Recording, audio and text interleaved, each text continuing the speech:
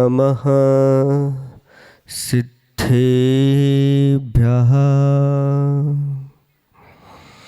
ॐ नमः सिद्धेभ्यः। ॐ नमः सिद्धेभ्यः। निर्मल जल सामान्य है जिनका, चंदन से हैं दिव्य वचन। अक्षत सम अक्षत है श्रद्धा, सुमनों सा सुंदर है तन।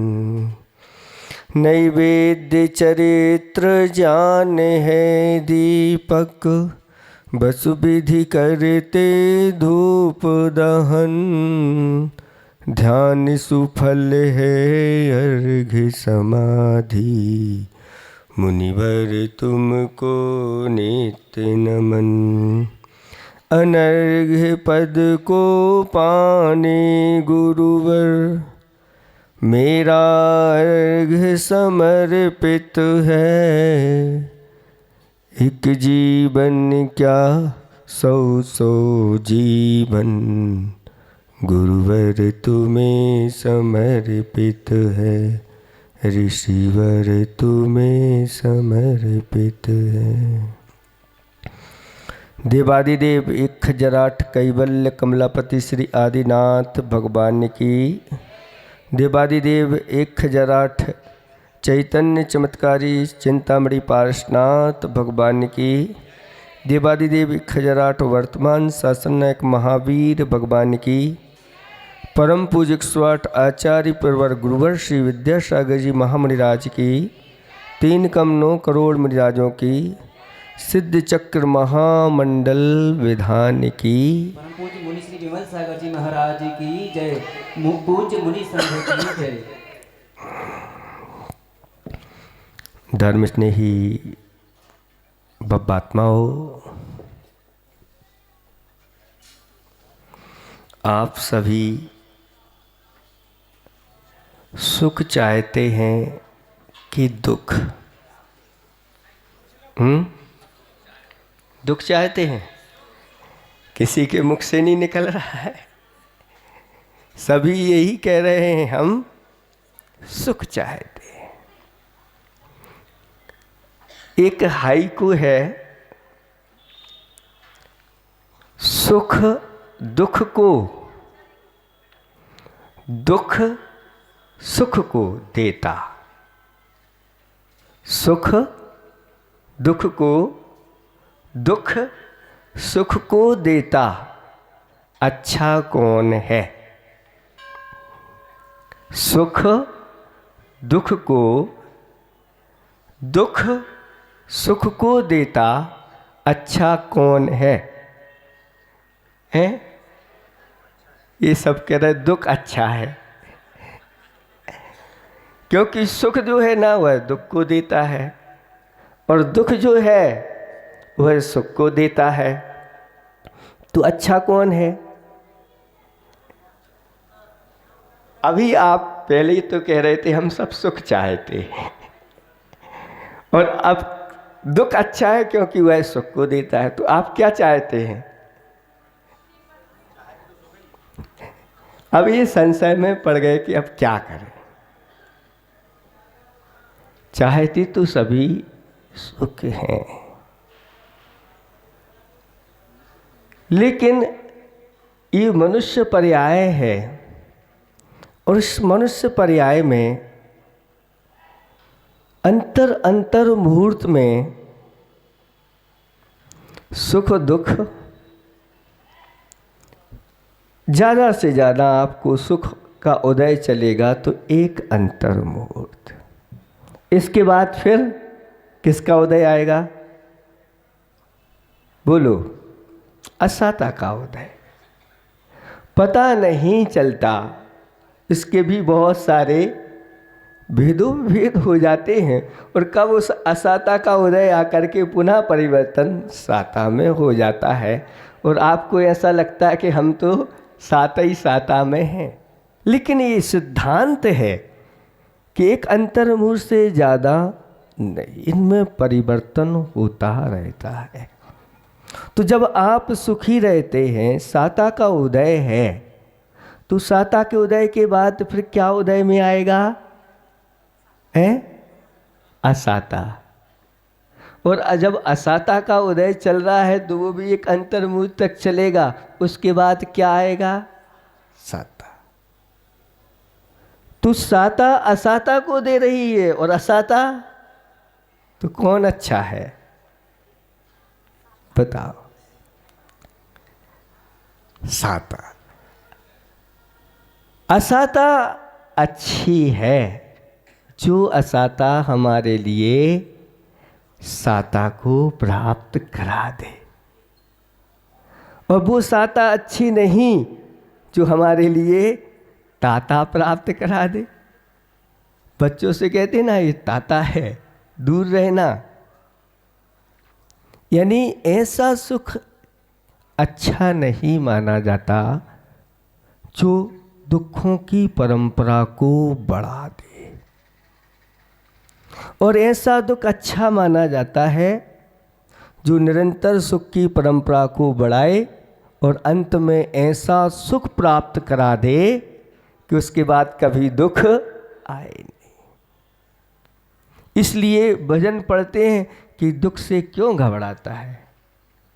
दुख तो हमारा साथी है, क्योंकि हमने जिन कर्मों को बांधा है,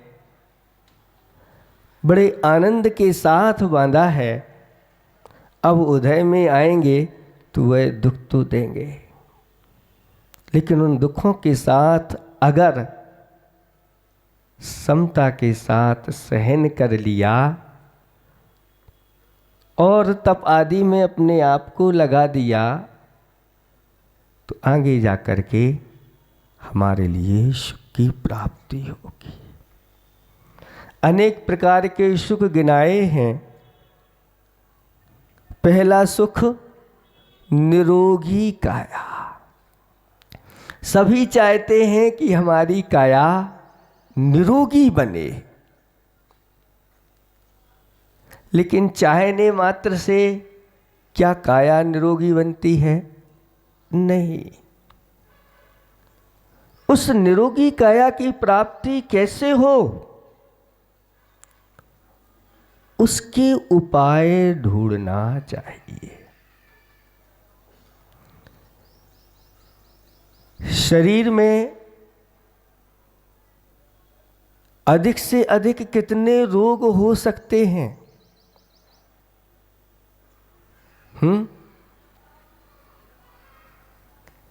5,68,99,000 और 584 ऐसी संख्या आई है।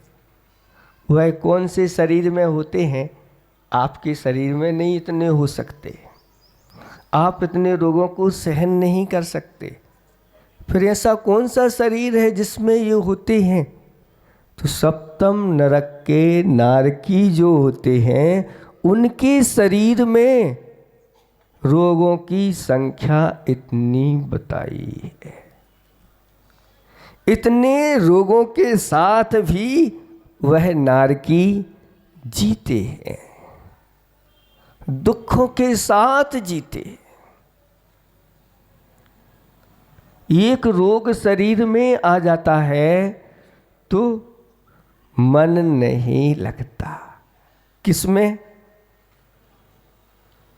कोई भी कार्य करने में। धर्म के कार्य में तो बीमार हो जाओ, आज मंदिर नहीं, आज पूजा की छुट्टी, सर्दी हो गई, जुकाम हो गया, खांसी हो गई, बुखार आ गया, मंदिर नहीं जाना। लेकिन शास्त्रों में ऐसा तो लिखा नहीं कि जब बीमार हो जाओ तो मंदिर नहीं जाओ। बीमार हो जाओ तो और अच्छी तरह से भगवान के दर्शन करो, जिससे हमारे असाता वेदनी दूर हो जाए। इसलिए इस प्रकार का पुरुषार्थ करना चाहिए कि आगे अगले भाव में मुझे ऐसा शरीर मिले कि उसमें रोगों की उत्पत्ति ही ना हो। और जो जिनेंद्र भगवान की भक्ति पूजा आराधना देव शास्त्र गुरु की भक्ति सेवा आराधना में जो लगे रहते हैं, अगले भाव में उनको ऐसा शरीर प्राप्त होता है कि शरीर में एक भी रोग नहीं होते। कितने? एक भी रोग नहीं होते। ऐसा शरीर कहाँ होता है? अभी तो ऐसा स्थान बता दिया जहाँ अधिक से अधिक रोग। अब जहाँ एक भी रोग ना हो, शारीरिक रोग।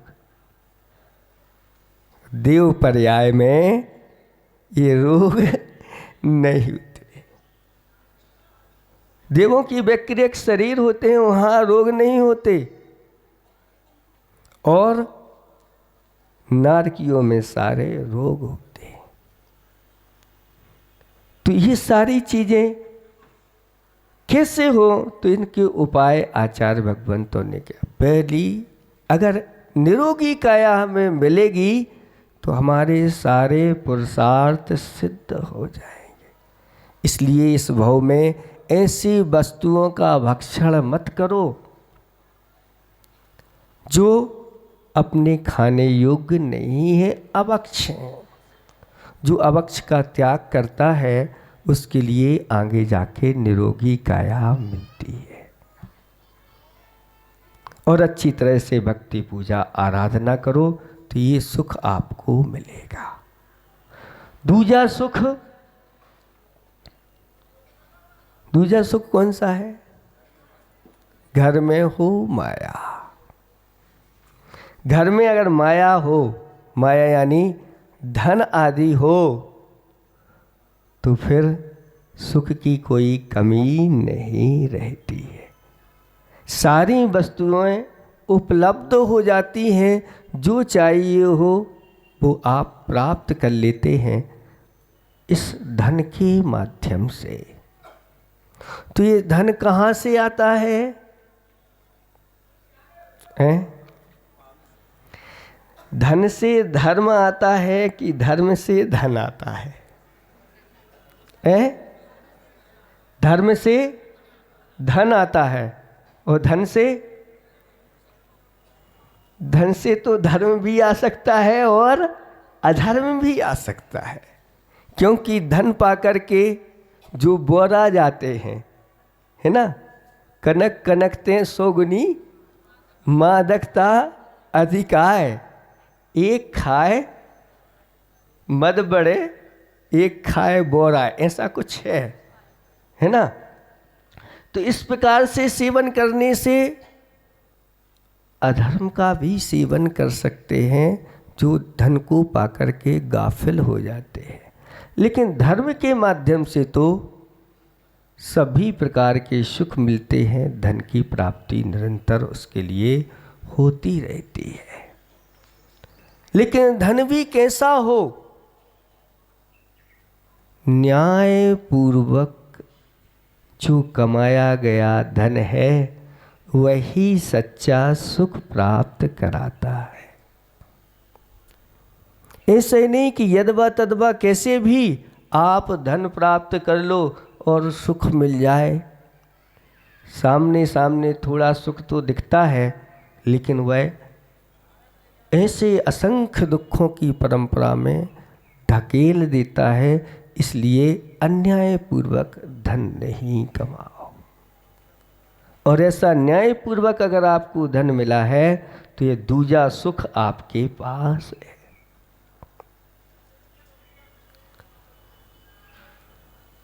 श्रीपाल जब स्वस्थ हो गए और स्वस्थ होने के बाद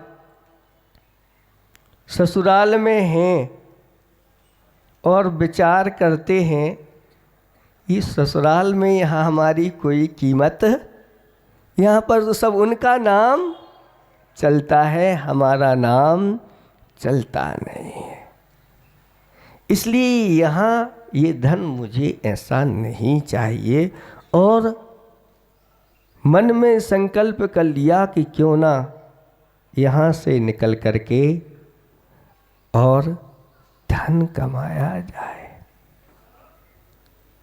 और अब मैना सुंदरी से भी अपनी बात रख दी। मैना सुंदरी भी ये कहती है कि आप अगर जा रहे तो हमें भी अपने साथ ले चलो। लेकिन वह कहता है कि अपने देश में ही सुख मिलता है, विदेश में सुख नहीं। आपके लिए हम ले जाएंगे कहाँ, कैसी परिस्थितियों से जूझना पड़े क्या भरोसा। इसलिए आप चिंता ना करो, मैं बहुत जल्दी लौट करके आ जाऊंगा। और संकल्प भी ले लिया कि 12 वर्ष बाद मैं लौट करके आऊंगा। फिर इसके बाद माता के पास वह जाता है और माता से आज्ञा मांगता है, तो माता भी उसको बहुत अच्छी तरह से समझाती है। और ये सारी बातें उसको समझाने के बाद वह फिर उसके लिए मंगल वस्तुओं के माध्यम से उसकी वह विदा कर देती है। लेकिन जब वह समझाती है तो बहुत अच्छा समझाती है कि हे पुत्र, तुम गुणज्ञ हो, गुणवान हो, सारे गुण तुम्हारे अंदर हैं। धर्मज्ञ हो, तुम धर्मात्मा भी हो। नीतिज्ञ हो, नीति के साथ चलते हो। और सूरवीर हो, सूरवीरों में भी सूरवीर हो। और जिनेंद्र भगवान के भक्त हो। ये सारे गुण तुम्हारे अंदर हैं, फिर भी तुम विदेश जा रहे हो, तो इन बातों को ध्यान रखना कि हमेशा जो भी कार्य करो, संपूर्ण कार्यों के लिए सफलता प्रदान करने वाला यह पंच नमस्कार मंत्र है। इसको कभी भूलना नहीं। प्रत्येक कार्य में इसका स्मरण करना,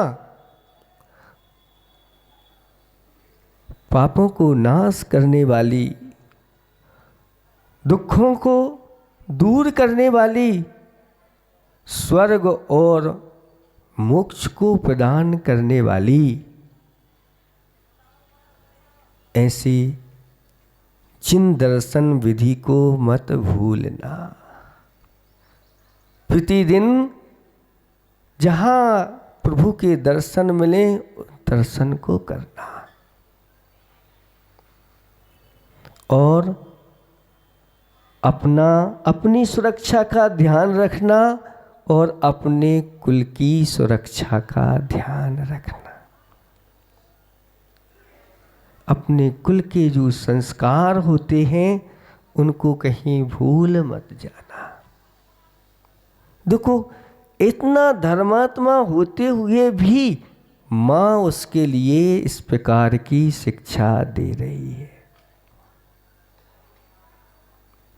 और आज बच्चों के अंदर संस्कार नहीं होते हुए भी माँ कोई संस्कार नहीं देती। बेटा, जहाँ जाना है चले जाओ, जो खाना है वो खा लेना, जहाँ जाना है वहाँ चले जाना, जो करना है वो कर लेना। लेकिन नहीं, यथार्थ सच्ची माँ जो होती है वह धर्मात्मा माँ, विदुषी माँ। तीसरा लक्षण बताया था ना, 2 हो गए थे। एक तीसरा लक्षण होता है पुत्र हो आज्ञाकारी। अगर पुत्र आज्ञाकारी है और माता पिता की एक आज्ञा का पालन करता है तो माता पिता को अपार सुख की प्राप्ति होती है। और वह संतान कहती, माँ मुझे आज्ञा दो, पिता मुझे आज्ञा दो, मुझे क्या करना है। और माता पिता जैसा उसको समझाते हैं। उनकी आज्ञा को सुरोधार्य करके जो चलता है, माता पिता सुखी रहते हैं। और चौथे नंबर का सुख होता है सुलक्षणा नारी। जो उत्तम लक्षणों वाली नारी होती है, उसके माध्यम से भी सबको सुख की प्राप्ति होती है। कौन से वह लक्षण हैं जो मैना सुंदरी में भी थे और श्रीपाल की मां के अंदर भी ये थे? अनुकूला, सदा तुष्टा, दक्षा, साध्वी, विचक्षणा। ये जे 5 गुण जिसके अंदर रहते हैं, वह नारी नहीं, वह साक्षात स्त्री नहीं, वह श्री है, लक्ष्मी का रूप हुआ करती है। सदा अनुकूला यानी जो अपने कुल के अनुकूल चलती है, देव शास्त्र गुरु के अनुकूल चलती है, अपने से बड़ों के अनुकूल चलती है, अपने पति आदि के अनुकूल चलने वाली स्त्री वह श्री का रूप हुआ करती है। फिर इसके बाद सदा तुष्टा यानी हमेशा संतोष धारण करने वाली होती है। अपने भाग्य से जो मिला है उसमें वह संतोष धारण करती है। आकुलित व्याकुलित नहीं होती, जैसा मिल गया। जैसे मैना सुंदरी को पिता ने श्रीपाल के साथ विवाह कर दिया, कैसा मिला?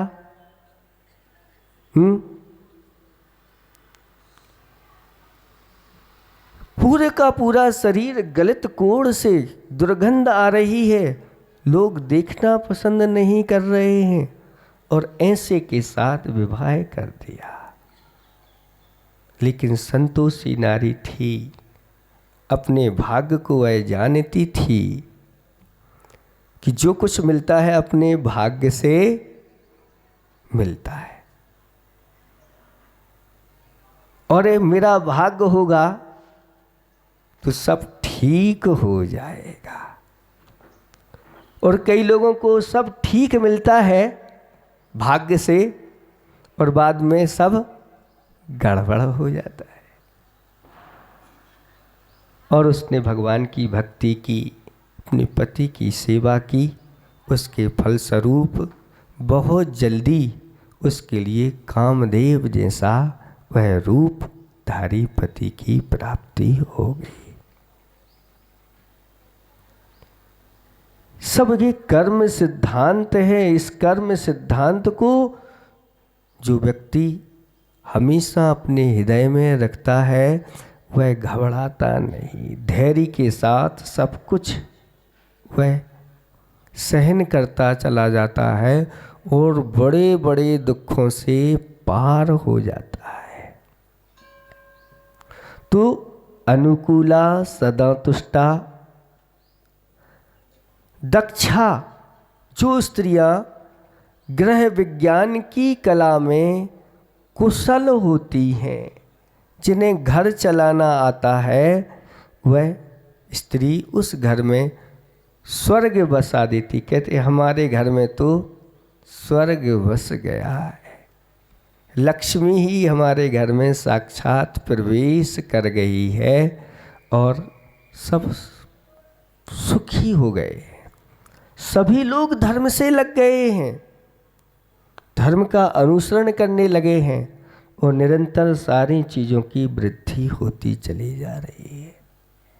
और जिसमें कलहकारी स्त्रियां आ जाती हैं तो कहते हैं जब से ये आई है तब से जो सुख है वह बाहर निकल करके चला गया है।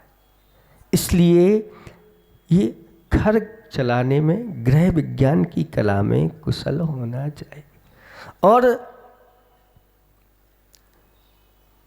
साध्वी का अर्थ होता है शीलवान जो नारियां होती हैं, सच्चरित्र का पालन करने वाली होती हैं, वह भी स्त्रियां श्री का रूप होती हैं। और एक लक्षण बताया विदुषी।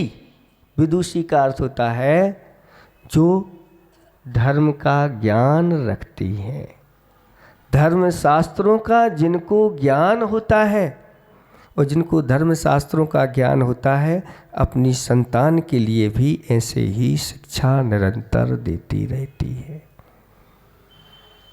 क्या अच्छा है, क्या बुरा है, क्या ग्रहण करने योग्य है, क्या छोड़ने योग्य है, क्या पाप है, क्या पुण्य है, ये सब इन समीचीन शास्त्रों के माध्यम से ही प्राप्त होता है। और विदुषी हो तो फिर कहना ही क्या है। ये 5 लक्षण वाली जो स्त्रियां साक्षात श्री होती हैं, ऐसी सुलक्षणा नारी अगर मिल जाए तो फिर कहना ही क्या है। ये सब मिलते हैं तो कहते हैं ये सब पुण्य के द्वारा ही प्राप्त होते हैं, धर्म के माध्यम से ही इन चीज़ों की प्राप्ति होती है। इसलिए निरंतर धर्म का सेवन करो, पुण्य का सेवन करो। इस प्रकार बता करके उस पुत्र को समझा रही है माँ कि कभी दुर्व्यसनियों की संगति में मत पड़ना, क्योंकि इनकी संगति में आकर के हम अपने धर्म को भी छोड़ देते हैं। ऐसी संगति में नहीं, जो इस प्रकार के क्रूर व्यक्ति हैं इनसे दूर रहना, व्यसनी व्यक्तियों से दूर रहना। और जो कैसे हैं, सज्जन नहीं हैं, ऐसे से दूर रहना। और सज्जनों की संगति हमेशा करना। विदेश में जाकर के भी अपने शील का अच्छी तरह से पालन करना।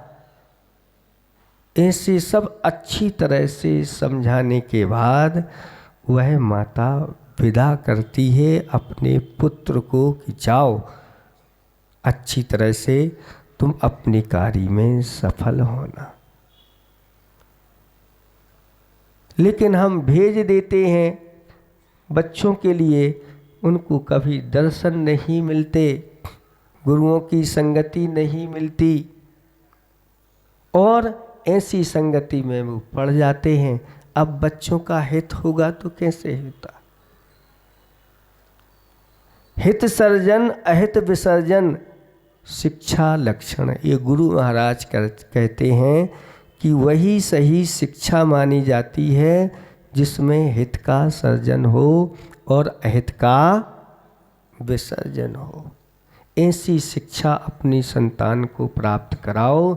नहीं तो घर में रह कर के भी वह अशिक्षित रहे तो भी कोई बात नहीं है, क्योंकि उसका इहलोक और परलोक दोनों सुरक्षित रहेंगे। और ऐसी अगर शिक्षा प्राप्त कर ली जिसके माध्यम से वह अहित में लग जाए तो इस भाव भी चला गया और परभाव भी चला गया, और आपकी संतान भी आपके हाथ से चली जाती है। इसलिए पहला सुख निरोगी काया, दूजा सुख घर में हो माया, तीजा सुख सुलक्षणा नारी, चौथा सुख पुत्र हो आज्ञाकारी, पांचवा सुख स्वदेश में वासा, अपने ही देश में रह करके सुख मिलता है। पुण्य उदय रहता है जिन्हें अपने देश को छोड़ करके कहीं परदेश में परिभ्रमण नहीं करना पड़ता। लेकिन आप लोग आज वर्तमान में यही सोचते हैं कि मेरे बेटी बेटा पढ़ जाएं और विदेश में जा कर के रहे, उसी में ही अपनी शान है। लेकिन अपनी शान और आन और बान तभी सुरक्षित रहती है जब अपने अंदर धर्म सुरक्षित रहता है। और धर्म नहीं है तो काय की आन और काय की बान और काय की शान। ये तो मान की बात हुआ करती है। और आपका मान ऐसा बढ़ता है कि देखो वो कहाँ पहुँच गए और हम यहीं पर रहे। ये तो मान के चलो कि इस भूमि पर आपका जन्म हुआ है, इस भारत की भूमि पर आप बहुत पुण्यात्मा हैं, पुण्य लेकर के आए। अगर आपका पुण्य नहीं होता तो इस भूमि पर नहीं वहीं जन्म हो जाता ना। फिर आप वहाँ क्यों भेज रहे हैं? महाराज वहाँ इसलिए भेज रहे हैं, ये चाहिए है, इसके लिए भेज रहे हो। तो फिर वह माँ समझाती है ठीक है, अगर भेज रहे हो तो आप वहाँ भेजो जहाँ उसके धर्म का पालन हो सके, वह अपने चरित्र को सुरक्षित रख सके। तो आप भेज सकते हैं, नहीं तो शास्त्र उसमें आज्ञा नहीं देते, क्योंकि जो पांचवा सुख है अपने देश में ही, और अपने देश के साथ साथ अपने नगर में रहना, और नगर के साथ साथ अपने कुटुंब परिवार के साथ रहना। जिनका बड़ा कुल होता है उनको बड़ कुल बोलते हैं, है ना। ये बड़ कुल क्यों बोलते हैं? इनका बहुत बड़ा कुल है, इतने भाई, इतनी बहनें, इतने चाचा आदि आदि अनेक। ये सब बड़ कुल क्यों मिलता है? तो कहते हैं ये सब पुण्योदय से मिलता है। और आप क्या चाहते हैं? ऐसे कुल में हमें नहीं रहना, जहाँ एक दो लोग हों वहीं रहना अच्छा है। माता पिता के साथ अब सब अलग अलग रहना चाह रहे हैं, ये पुण्य की चीज नहीं है। पुण्य आत्मा तो अपने सारे कुटुंब के साथ सुखपूर्वक रहता है और रहना चाहिए, ये व्यवस्था है। जब लोग बाहर पहुंच जाते हैं और थोड़े से उनके अंदर संस्कार होते हैं, बहुत जल्दी विदेश में जाकर के या बाहर जाकर के पीड़ित होकर के और पुनः वापस आ जाते हैं, अब मुझे वहाँ नहीं जाना, यहाँ ही हम अच्छे हैं। वो हमारे लिए कोई इस प्रकार के लोभ में नहीं पड़ना चाहिए। ये पांचवा सुख है। और छठा सुख है राज्य में पासा। अपने ही राज्य में पासा यानी अपनी धाक हो। आप नगर सेठ कहलाओ या नगर के कुछ इस प्रकार से उच्च पदों पर रहते हैं और भरी सभा हो, और भरी सभा में उनको बुलाया जाता है कि भैया नगर सेठ हैं। बस इतना ही अगर माइक से कह दे कोई, इतने में जो आनंद की अनुभूति होती है, बिना भोजन खाए ही रक्त की वृद्धि हो जाती है। ऐसे शब्द सुनने से तो जहाँ राज्य में पासा होता है तो फिर कहना ही क्या होता है। और सातवां सुख संतोषी जीवन, ऐसा है तो सुखी है जीवन। जिसके जीवन में संतोष आ जाता है वह व्यक्ति फिर सुख, अपने आप को सुखी महसूस करने लग जाता है। आप लोगों के अंदर संतोष आया है कि नहीं है? महाराज यहाँ बैठे हैं हम सुबह से लेकर के 12 बज रहे हैं, ये आपका लक्षण है कि इतने घंटे तक आपको संतोष आ गया। सारी आकुलताएं छोड़ करके बहुत हिम्मत की बात है। लोग कहते हैं महाराज पैसे जितने चाहिए हो ले लो, लेकिन समय हम नहीं दे सकते, क्योंकि ऐसा ही हमारा बिजनेस है, ऐसी ही हमारी सर्विस है आदि। समय नहीं दे सकते, पैसे तो दे सकते, लेकिन यहाँ पर आपने दान भी दिया, समय भी दे रहे हैं, और साथ साथ में आप अपनी इंद्रियों को भी जीत रहे हैं। काय क्लेश आदि आप तप भी कर रहे हैं। घर में होते तो पंखे, कूलर, एसी, इसके बिना आप नहीं रह सकते। 5 मिनट के लिए भी लोग नहीं रह सकते। कहीं दिख भर जाए, आए हैं बाहर से, पंखा दिखा, तुरंत चालू किया, 1 मिनट में हुआ नहीं, छोड़ के। लेकिन यहाँ आप घंटों रह करके भी आपके जीवन में ये संतोष आ गया है। जितने घंटे आप धर्म ध्यान के साथ निकल रहे हो, उतने घंटे तो आपको संतोष है। और जिसके जीवन में ऐसा संतोष आ जाता है तो कहते हैं संतोषी सदा सुखी रहता है। तो इन सुखों को आपको प्राप्त करना है तो हमारे लिए इन सब चीज़ों को अपने जीवन में उतारना है। कौन कौन सी चीज़ें आपके लिए बता दी गई? बहुत सारी चीज़ें बता दी। अगर शरीर को आप निरोगी रखना चाहते हैं और अगले भाव में आपके लिए शरीर निरोगी मिले तो अभक्ष का भक्षण नहीं करना। अभक्ष का भक्षण अर्थ अभक्ष वस्तु भी नहीं खाना और ऐसे काल में भी रात्रि आदि में भोजन नहीं करना, क्योंकि रात्रि में भोजन करके और फिर दुर्गति की परंपरा को बढ़ा देना ये ठीक नहीं है। फिर घर में माया हो तो कैसे हो? धर्म कार्य करने से ये धन की प्राप्ति होती है और न्यायपूर्वक धन कमाने से ही सुख की प्राप्ति होती है। ये अच्छी तरह से अपने दिमाग में रख लेना। और सुलक्षणा नारी कैसे मिलती है? इस भाव में अगर हम अच्छे लक्षणों को धारण करेंगे, अगले भाव में भी ये लक्षण मिलेंगे। ये भी सब धर्म के माध्यम से मिलते हैं।